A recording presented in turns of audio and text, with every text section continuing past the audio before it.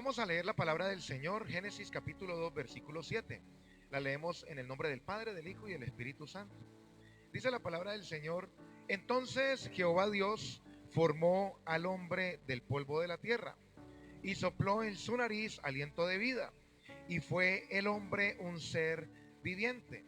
El 8 dice: y Jehová Dios plantó un huerto en Edén al oriente y puso allí al hombre que había formado. Amén. Gloria a Dios. Hermanos, yo leyendo la palabra, y cuando usted empieza a leer el Génesis en la creación y todo, usted y yo podemos analizar de que Dios crea a Adán y lo coloca inmediatamente en el huerto del Edén.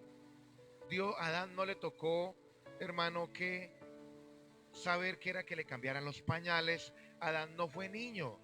Adán, hermano, muchas de las preguntas que se hacían era de que ¿usted cree que Adán tenía ombligo? Adán no tenía ombligo, hermano. Pastor, pero usted cómo lo puede saber. No, hermano, porque es que resulta que Adán, Dios lo colocó en el huerto del Edén grande. Adán no fue niño. Amén. Adán no sufrió algunos procesos, pero no me voy a adelantar al tema. Adán no fue niño, no supo qué fue que le limpiaran, hermano, la cola, no supo, hermano, que era que le dieran el biberón. Y Dios lo había podido hacer y había quedado bien, porque Dios es padre y madre, ¿cierto que sí? Y había quedado, no, que Dios lo alimentaba en el huerto del Edén y creció y Dios lo bendijo y había quedado Dios bien, porque y podíamos sacar enseñanzas de que no, Dios también es padre y es madre, porque mire, en el huerto del Edén Él alimentó y levantó a Adán, pero no fue así. Hubiera sonado muy bonito, pero no fue así. Adán fue grande, hermano. Él fue, lo colocó Dios grande inmediatamente ahí en el huerto del Edén. Y yo decía, pero ¿por qué? ¿Qué pasó? ¿Por qué Dios coloca, hermano, a Adán grande de una vez, inmediatamente lo coloca en el huerto del Edén? Y el Señor me decía que Dios colocó a Adán en el huerto del Edén para gobernar, para sojuzgar la tierra. Y aquí entramos, hermano, en el tema, porque un niño no puede gobernar. Un niño no puede gobernar, un adolescente no puede gobernar. Por eso Dios colocó a Adán grande en el huerto del Edén, porque un niño no puede gobernar. Y Dios crea a Adán, hermano, y lo coloca inmediatamente grande en el huerto del Edén, y lo coloca y le dice: vea, labre el huerto del Edén y de una vez para que gobierne y sojuzgue la tierra. Cuando me refiero a la palabra niño, ahora ya en estos tiempos, cuando la Biblia habla sobre niño, habla sobre inmadurez. Cuando una persona es niña, dice la Biblia, pero pastor, yo tengo 40, 50, 35, 25, tengo T5, pastor. Y yo, ¿por qué me dicen niño, niña? Porque hay inmadurez.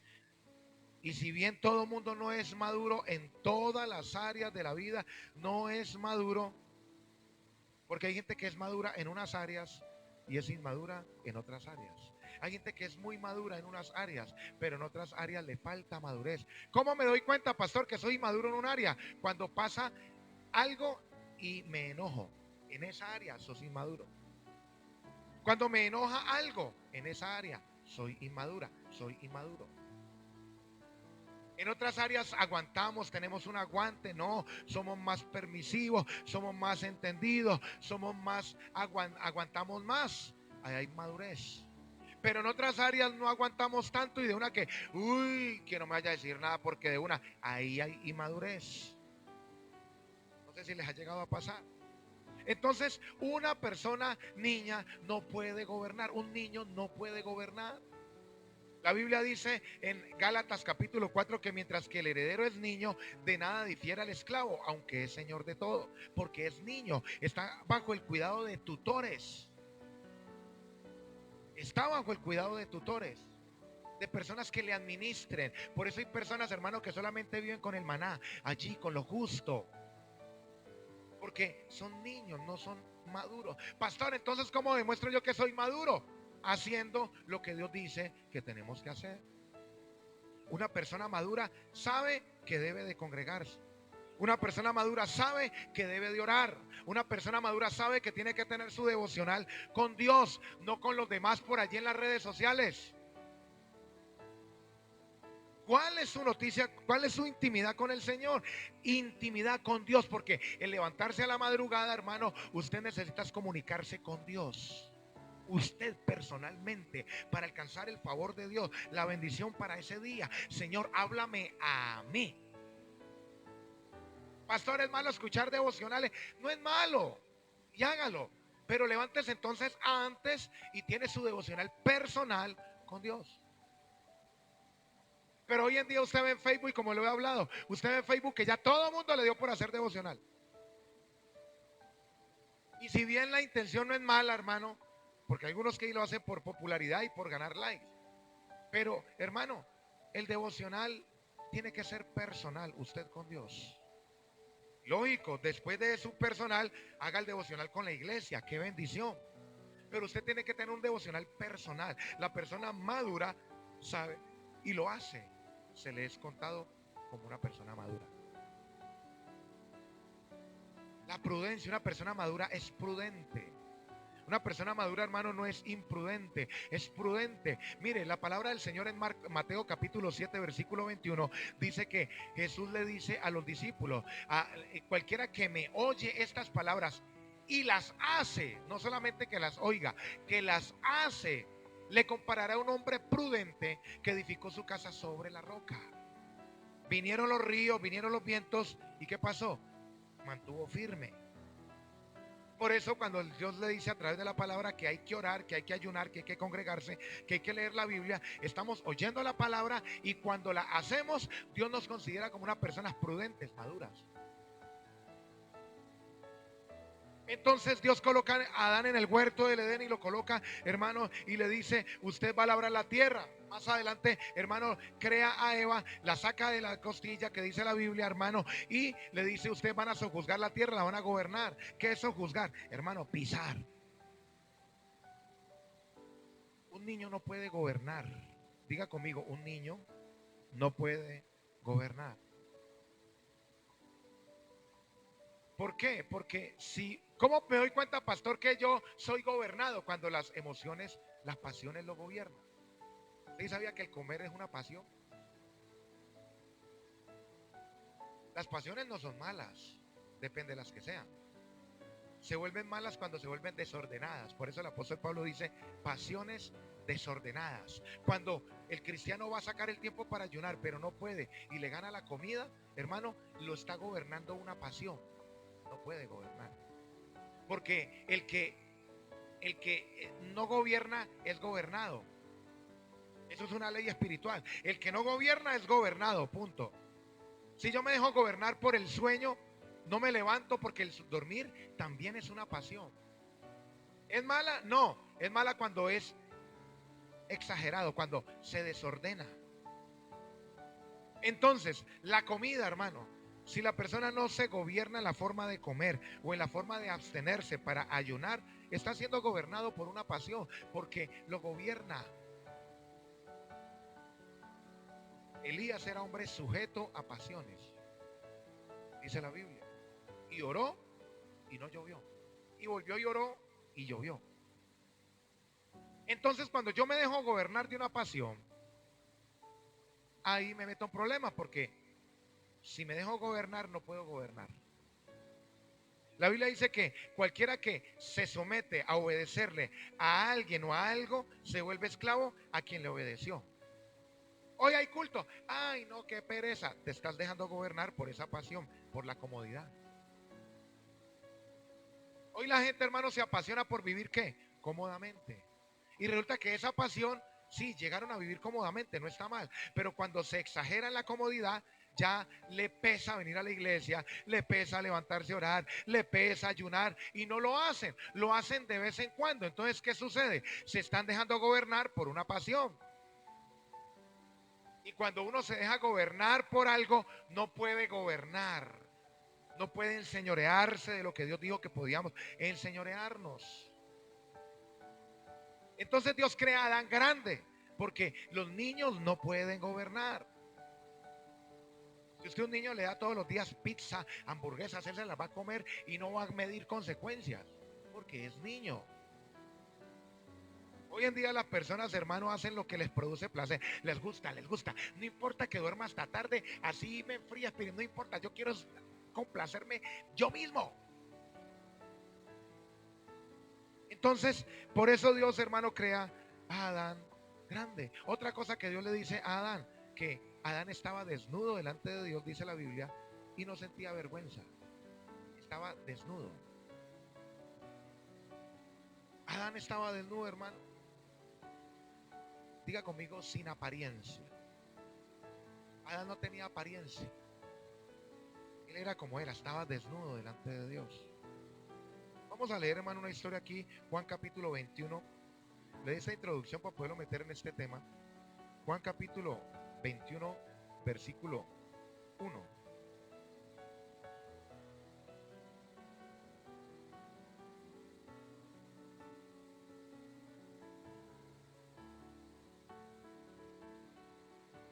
Hay una historia fascinante, hermano, aquí en las Escrituras que habla sobre cuando Jesucristo se le aparece a los discípulos, hermano. Amén. Dice la palabra del Señor que el Señor que se les, cuando Jesucristo fue crucificado, dice la Biblia que, hermano, cada uno volvió a sus oficios, volvieron a la pesca.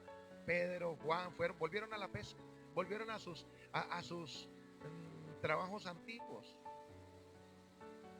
Y dice la Biblia en el versículo 6 que el Señor vuelve y se les aparece. Y ellos estaban pescando toda la noche otra vez, no pescaron nada.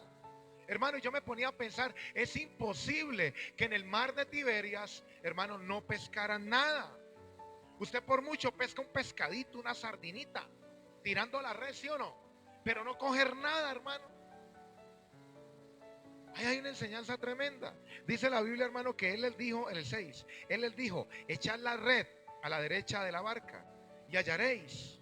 Entonces la echaron y ya no podían sacar por la gran cantidad de peces. Entonces aquel discípulo a quien Jesús amaba dijo a Pedro, es el Señor. Simón Pedro, cuando oyó que era el Señor, se ciñó la ropa porque se había despojado de ella y se echó al mar. Cuando usted y yo, hermano, dejamos el propósito por el cual Dios nos llamó, empieza a venir la escasez. Los pescados son tipología de sobreabundancia. Pero cuando uno, hermano, vuelve a las cosas antiguas y vuelve otra vez a las cosas antiguas, a las prácticas antiguas, eso trae una escasez impresionante. Ellos volvieron otra vez a pescar.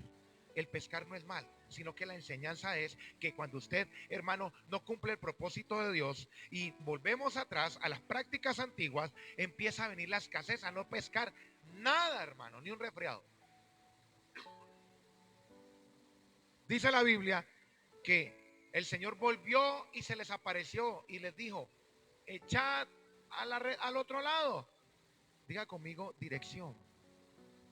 Dirección, hermano. Dirección. Cuando usted y yo, hermano, volvemos otra vez, hermano, a Jesús, Jesucristo rectifica nuestra forma de buscar las cosas, de la economía, de todo, hermano. Él rectifica. Le hicieron caso y ¿qué pasó? Jesús rectifica la forma de actuar de nuestras vidas. Pero Dios nos está hablando que hagamos cosas y no las hacemos. Por eso es imposible, hermano, que venga la bendición. Porque si no recibimos la corrección de parte de Jesús, no vamos a poder recibir la bendición, hermano. Entonces ellos se rectificaron, se corrigieron, la echaron al lado que Jesucristo le dijo. ¿Y qué pasó? Hermano, recogieron una gran cantidad de peces. La bendición está, hermano, no en hacer el chance, no en el chontico, ni en el baloto. La bendición no está, hermano, en el gota a gota o en un golpe de suerte o esperar a que venga. No, la bendición está en usted atender la corrección de parte de nuestro Señor Jesucristo. Ahí está la bendición. Si aceptamos la corrección, Él va a llenar tu red de puros peces de provisión. Pero a veces Dios nos está diciendo algo y no lo hacemos. No va a venir. Créame que no va a venir la bendición. No la va a venir. Entonces, volviendo otra vez, hermano, dice la palabra del Señor que Pedro, hermano, llegó y escuchó que Juan, porque Juan era el discípulo que Dios amaba, o sea, se conocía por eso. le dice a Pedro, es el Señor Jesús. Y Pedro, cuando se dio cuenta que era Jesucristo, ¿qué corrió y qué hizo? No, pero aquí hay un punto, vamos a leer. El 7. Entonces aquel discípulo a quien Jesús amaba, dijo a Pedro, es el Señor. Simón Pedro, cuando oyó que era el Señor, ¿qué hizo? Se ciñó la ropa porque se había despojado de ella y se echó al mar. Hermanos, diga conmigo apariencia. Diga conmigo, tenemos que aprender a andar desnudos delante de Dios. Pedro, hermano, ¿será que Jesucristo no estaba en el día que crearon a Pedro? Él sabía las partes íntimas de Pedro, las conocía. Pero él se colocó la apariencia, ¿no? La apariencia. Se ciñó la apariencia. Y así hay muchos cristianos, hermanos, que vive por una apariencia, hermano, y por el afán de querer aparentar algo que no somos, la estamos embarrando. Porque es que Dios, hermano, Dios no quiere que usted y yo andemos con apariencia, sino que andemos desnudos delante de Él. Mire, si usted ve el primer sentimiento, hermano, que sintió Adán, contrario al de su naturaleza, fue la vergüenza. Porque escuchó la voz de Dios y dijo que sintió miedo y se escondió. Sintió vergüenza. La apariencia hace que usted y yo, hermano, la persona que aparenta es porque está sujeta a temor, a miedo. Hay inseguridad en ella. Dios sabe cómo somos nosotros. Tenemos que ser sinceros delante del Señor. Pero, hermano, Pedro se colocó el vestido, la apariencia. ¿A quién queremos impresionar, hermano? ¿Qué pasó con David? Me tropiezo, hermano, en la historia con David. ¿Qué pasó con David? David dice, hermano, hay un gigante que está desafiando al pueblo de Israel, Goliat, y lo tiene atemorizado. Y llega el rey David, el rey Saúl en ese tiempo, en ese momento era el rey, y le dice a David, colóquese mi armadura. David era un muchacho como de 16 años, dicen los eruditos de la palabra, hermano. Era un niño, colóquele un niño de 16 años, hermano, la armadura de un hombre que dice la Biblia que sobrepasaba en hombres a todo el pueblo, era grande. ¿Cómo era la armadura? ¿Cómo era? ¿Cómo era? Pero porque no me responde, ¿cómo era la armadura? Era grande. ¿Cómo era el muchacho? Pequeño. ¿Se podía colocar la armadura? Mire que Saúl de colocársela se la podía colocar, me corrijo. Pero que le quedara buena y pudiera moverse con facilidad, no. Mire la obediencia de David, que usted a legua sabe, hermano, cuando no le queda algo bueno. Las mujeres cuando van, hermano, allá a un almacén. La mujer cuando va a un almacén, o uno cuando ve un zapato, uno a legua sabe cuando un zapato le queda grande. No, ese no, ¿cierto? O le hacemos perder el tiempo a la muchacha del almacén. No, pero tráeme uno más pequeño, que este no me queda bueno. A legua, sin medírselo. ¿Y qué sucede? Hermano, a leguas, David sabía que esa armadura no le iba a quedar buena. Pero ¿sabe qué me gustó de David? Que fue obediente. Honró la autoridad, fue obediente. Se la colocó, dice la Biblia, en 1 Samuel capítulo 16. Y probó a andar con ella, dice la Biblia, fue obediente. Ese hombre era entendido en el reino de los cielos. ¿Y sabe qué pasó? Le dijo, Señor, mi Señor, después de que lo obedeció, le dijo, no, con esto no puedo moverme. Yo nunca he sido hombre de guerra y no me puedo mover con eso. Y con lo que él sabía hacer, hermano, lo hizo y derribó al gigante. Por colocarse una armadura. Una armadura no es una cosa mala, es una cosa buena.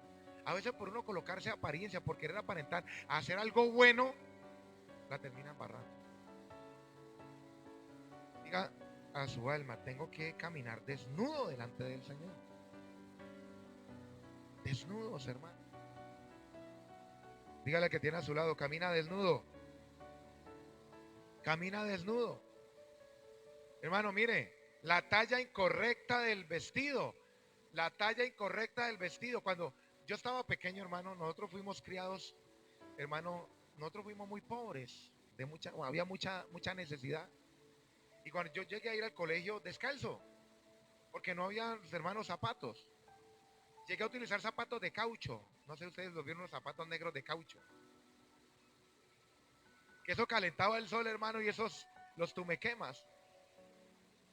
Eso se le calentaba el pie, hermano, impresionante. Eran de caucho. Eran de caucho, hermano, zapatos de caucho, yo me acuerdo. ¿La qué? Claro. Zapatos de caucho, hermano, negros, de caucho. Y esos se partían, al tiempo se partían, se rajaban. Y hermano, y resulta que yo, hermano, veía esa gente, veía a los muchachos, hermano, yo llegué a ver, hermano, ¿y qué pasaba? Siempre los de la cuadra, los zapatos que me regalaban eran o una talla más grande, dos tallas más grandes, o una talla más pequeña o dos. Y yo metía el pie allí, eso me quedaba el pie recogido. ¿Y cómo le quedó? A mí me quedaron bien. Con tal de que le regalaran a uno esos zapatos, hermano. Y me tocaban esos zapatos y uno caminaba y hacía el esfuerzo. ¿Y cómo le quedó? Bien, me quedaron bien. Porque, ¿y sabe qué pasó con eso, hermano? Me quedaron unos guanetes que necesitan estuche. Eso, el utilizar zapato apretado le va sacando a usted juanete, le saca a usted, hermano, le va dañando el pie, lo deforma. Cuando uno quiere colocarse una armadura, un vestido que no es el suyo, que no es de tu talla, te va a deformar. Te va a empezar a deformar.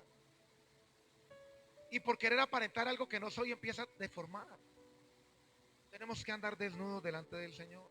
Mire, hermano, en los zapatos yo veía que muchachos que los zapatos no le quedaban buenos. ¿Sabe qué hacían unos campeones? Le abrían rotos y sacaban los dedos por... Yo le estoy hablando, hermano, de una pobreza tremenda, hermano. Entonces, volviendo otra vez al tema, hermanos, mire, tenemos que aprender a caminar desnudos delante del Señor. Ahora voy a otra cosa, voy a lo mismo, pero a complementarle, porque el tiempo apremia, hermano. Mire, la palabra del Señor habla de que Jesucristo, ¿cómo murió? Desnudo. Y no es como lo presentan en las películas, hermano, que lo presentan con esa sábana aquí, hermano, que lo presentan con esas, ¿no ha visto? Con ese trapo, con ese taparrago aquí. No, hermano, desnudo. En las películas, hermano, pasan a Jesús y golpeado, pero lo pasan aquí con mi calzoncillo en trapo. No, desnudo. Para vergüenza, hermano. O sea, él tenía al aire, hermano, el miembro viril. ¿Sí? La gente le miró el miembro, hermano, toda la multitud, a los que le predicó, a los que le hizo milagros, hablando de Dios y todo, hermano, quedó desnudo delante de toda la gente, para que usted y yo fuéramos cubiertos. Denle un aplauso al Señor. Jesucristo, hermano, fue rechazado para que usted y yo fuéramos aceptados. Lo dice Efesios capítulo 1. Fuimos aceptos en el amado. Y Jesucristo murió como desnudo delante del Señor y delante de toda la gente. Y cuando las mujeres le vieron, hermano, porque todo el mundo le vio la parte íntima al Señor. Eso le deja una enseñanza, hermano, le deja una enseñanza a nosotros como hijos de Dios. De que los judíos los circuncidaban cuando estaban pequeños, al octavo día. Les quitaban el prepucio, la piel, quedaba, hermano, pelado, el pene del hombre. Todos los judíos estaban circuncidados, todos. Circuncidados, los que cumplían la ley. Y las personas al ver, hermano, la parte íntima del Señor y ver, hermano, que estaban circuncidados, le está diciendo el Señor allí en la cruz: mire, yo soy tan judío como ustedes. Y quiero demostrarles que la ley no salva a nadie. Y que con esta muerte abro el camino para la gracia, para que todos podamos llegar al cielo. Dele la gloria a Dios, hermano. Pero Jesucristo no murió con el trapo aquí, hermano. Esos romanos eran perversos. Los romanos eran malos, hermano.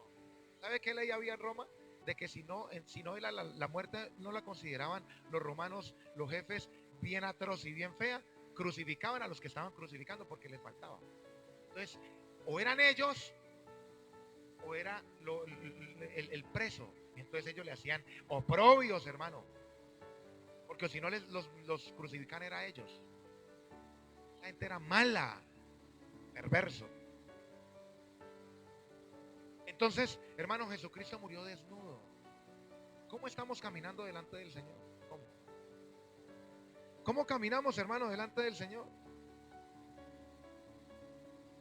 ¿Ah? Jesucristo en la cruz del Calvario no crucificó el pecado solamente, crucificó la ley. La ley no es mala, la ley es buena, porque saca lo que hay en el corazón y te muestra lo que estamos haciendo mal y que por nuestra propia voluntad no podemos obedecer la palabra.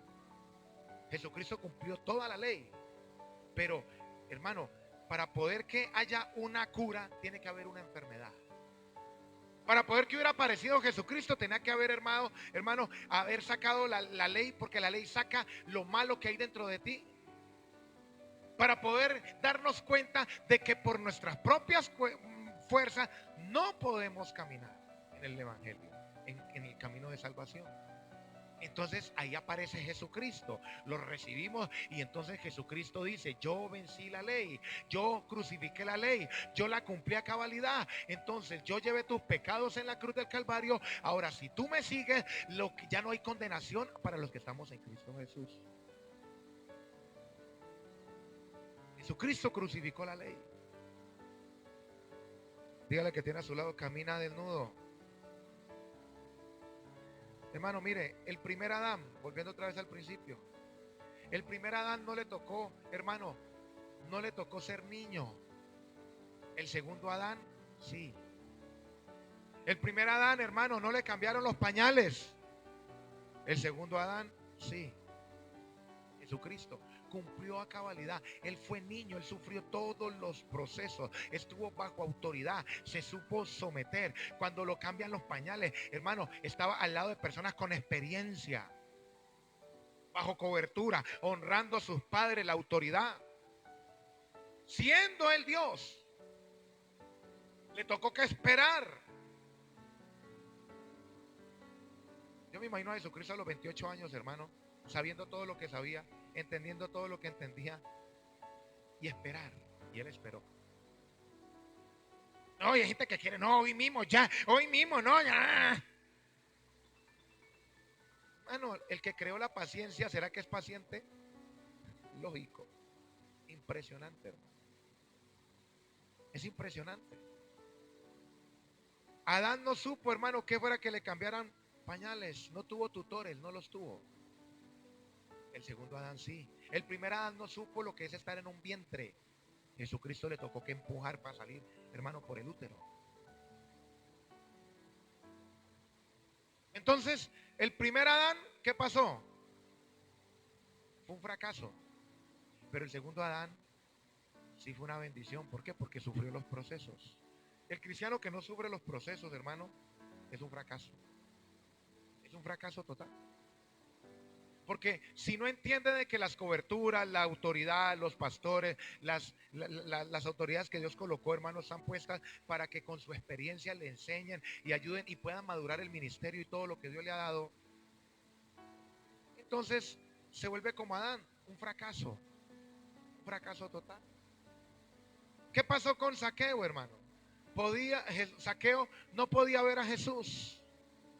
Pero ¿qué pasó con Zaqueo?